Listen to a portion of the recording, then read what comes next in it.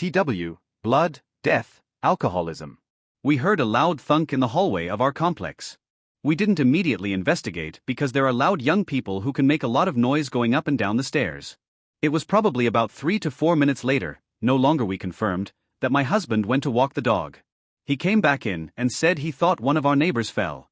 I went with him to check and we found our elderly neighbor at the foot of the stairs with a huge thick puddle of blood around his head.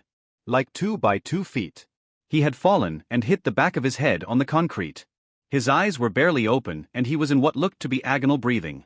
The look of terror on my poor, sweet husband's face. Our first reaction was to quickly turn away and retreat. It was just awful. My immediate thought was, oh God, I don't want this trauma, but then I thought, it's too late for that, I've already seen it. So I held his hand tightly and loudly and calmly told him help was coming. His ears had so much blood, and he wasn't really conscious or responding, but I needed to do my best to let him know he wasn't alone. He started to faintly grab my hand back at the end. It was also terrible because I couldn't help him. I felt his head needed to stay still, so I didn't want to turn him and put him in the recovery position like the dispatcher mentioned. And it was just so much blood. I definitely didn't want to touch his head at all of apply pressure. He reeked of alcohol and apparently has had a drinking problem for a while. My other neighbors came out as EMS arrived, and we stopped them so they wouldn't have to see him. But they started loudly telling all of his business, how they hear him stumble around all the time and how he drinks heavily.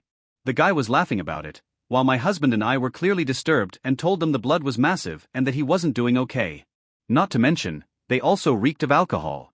Even the EMS that walked on the scene said oh shit when they turned the corner. I could tell from their comments that it was not looking good. I heard one say something like, oh, I felt the back of his head and that wasn't hair, or they were referring to the stuff they were cleaning up. Go watch part 2.